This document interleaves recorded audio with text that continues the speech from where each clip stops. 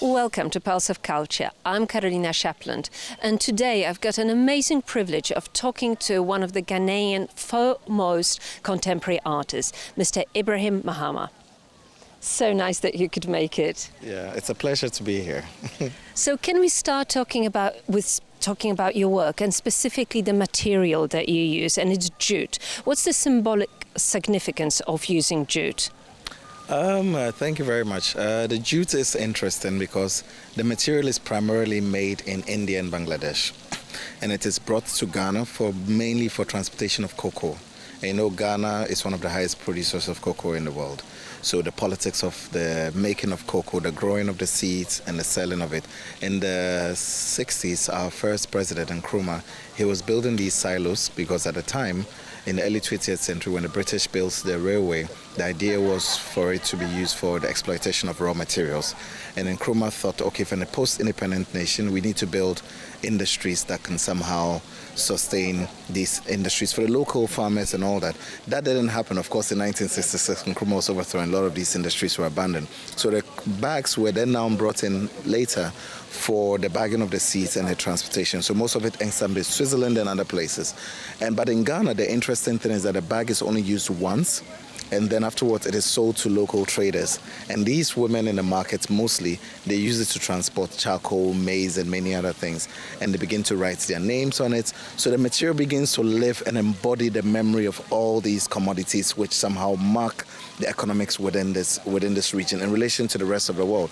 So I'm more interested in the story, which is somehow represented in the stain of the material, and that's how come it comes into art. But then again, out of the jute sacks, you're creating these big sheets of materials that you wrap buildings, and these are European locations, Milan, London. How do you feel that your art is received in those European spaces? Do they understand the symbolism of the jute sack? I think they do, because art in Europe has grown significantly. A lot of people go to museums to see works of art. So there's a culture of seeing art and engaging with it. Whereas in Africa, it is there, but we really lack the institutional infrastructures, So no, there aren't many museums. So most kids who are growing up will never go to museums. They will never get to experience art the same way that it is shown here in Europe. But that is where my interest comes in. So when I was a student, I was more interested in just finding buildings in the city and then trying to go into the history of the building, the form, the aesthetics and everything, and just wrapping the building and allowing people just to encounter it just ordinarily. And then that there will be a spark of conversation and people will begin to talk among themselves. Oh, but what do you think this is? Oh, I heard it is art. Oh, what makes it art? Oh, I thought art was just a painting that you hang on a wall. And through that, it begins to create a new generation of, let's say, art enthusiasts. And it's lovely that you mentioned school children, because in preparation for this interview, I looked at your social, and there is this beautiful photograph of school children experiencing your artwork. That photograph, girls watching your artwork after Eid. So how do you feel that your artwork is experienced in your native country? Well, I think for me, the point of art has never really been about the making of it. It's more so about the distribution, the redistribution of it.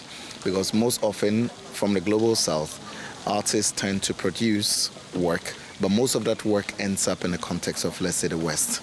Yeah. So like the commodities like the cocoa and everything. So I like the idea that even when we make the work and then a part of the work finds its way here, the idea is that how can it translate into surplus capital, and how can that capital come back and create new types of institutions that can allow for different types of redistribution.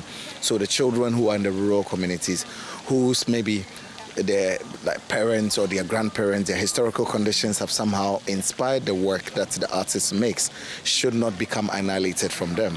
And so maybe in 50 years we'll have a new generation of world leaders or adults who will be culturally sensitive in different ways than we are now. So that is the main point of making sure that a lot of young people get access to the work that we do as much as possible through our studios. And I guess part of that narrative, the broadening of your artistic base in Ghana, is creating these communities through your foundation.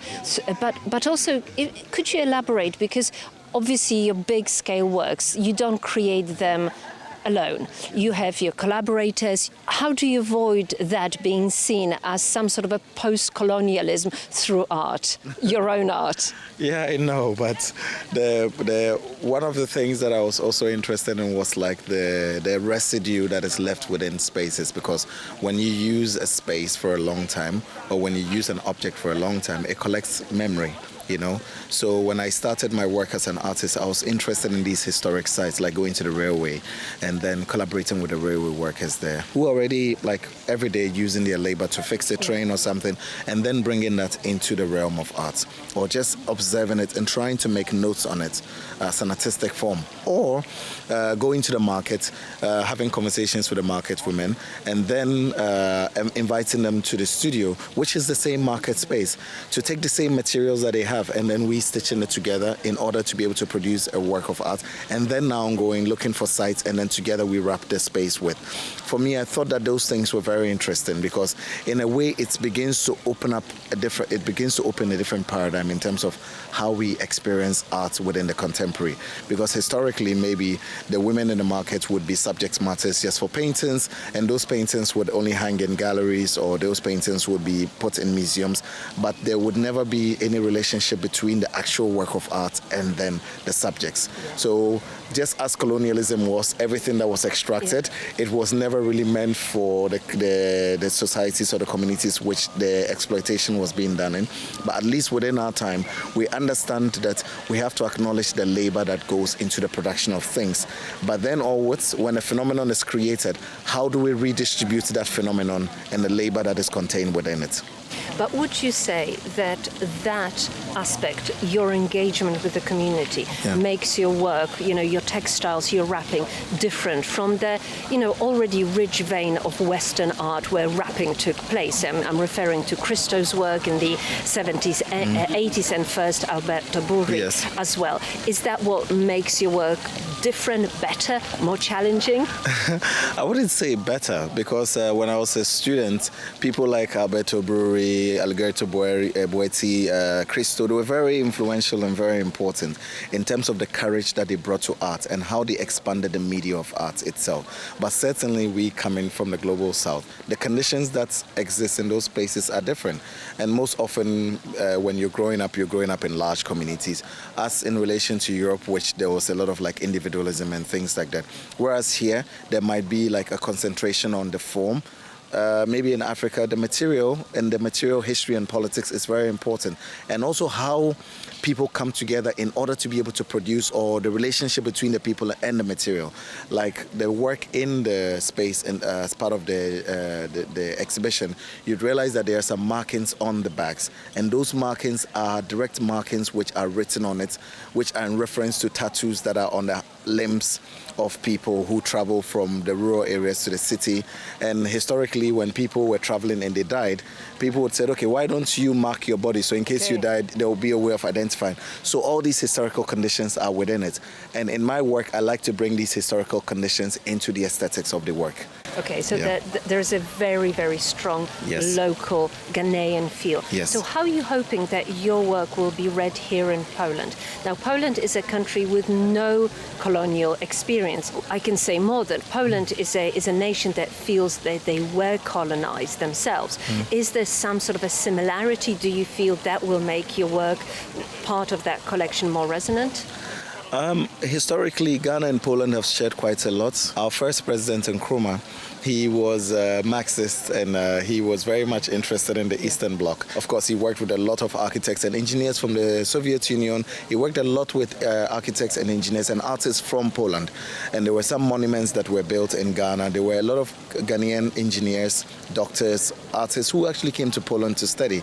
So certainly, I think with Nkrumah, the idea was how do we go forward beyond this, like in a post-independence era? Because it was more or less about the relationship between us and the locality, which as compared to the West, which was more or less about just this idea that every man for himself, as long as you're able to prove yourself, you'll be able to do better for yourself. Whereas in the East, it was more or less about how do we share our collective resources, how do we share our collective thinking, things like that. So I think that we've shared this, and maybe this might be a good or a new time for us to be able to revisit these ideas, because I'm sure there are a lot of young people in Poland who might not even be not interested, I would say, but who might not know these histories, these shared histories between Poland and Ghana, or looking at, let's say, Africa, because the non-alliance movement, there are a lot of African countries who were part of it, as Cuba and many other countries, Bangladesh. So maybe it is time for us to go back to think about these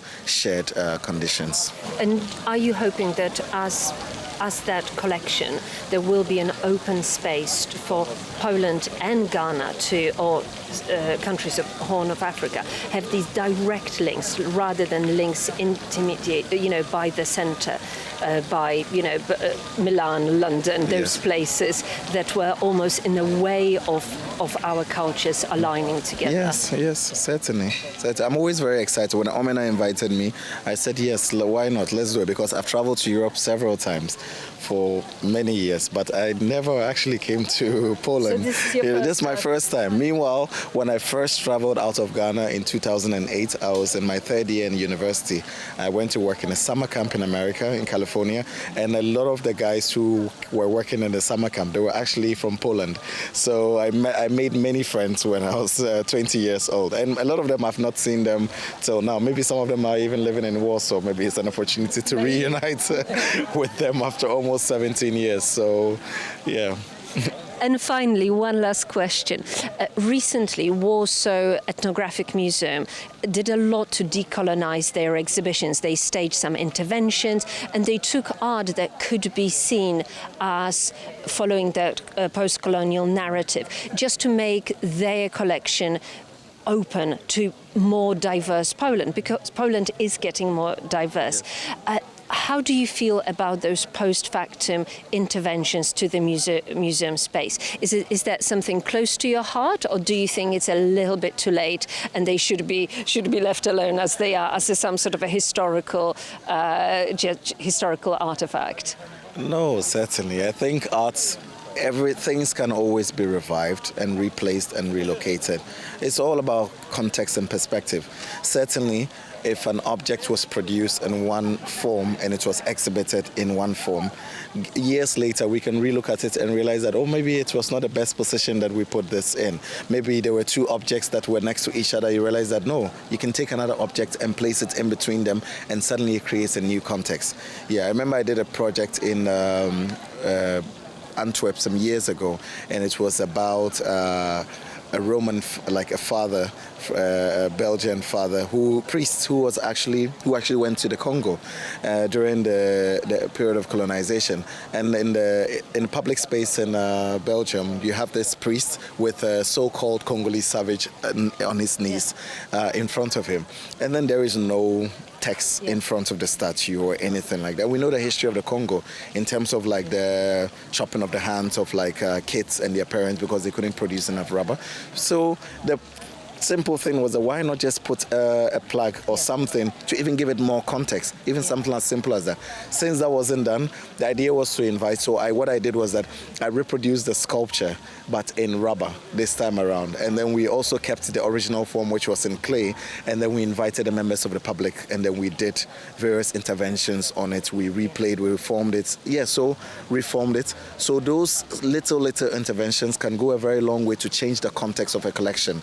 And every museum wants their collection to be fresh every now and then. If not, the museum just becomes a cemetery, where things are buried. But the idea of a museum is that it's supposed to awaken life and new sensibilities, so at least the world can think differently each time it looks at itself.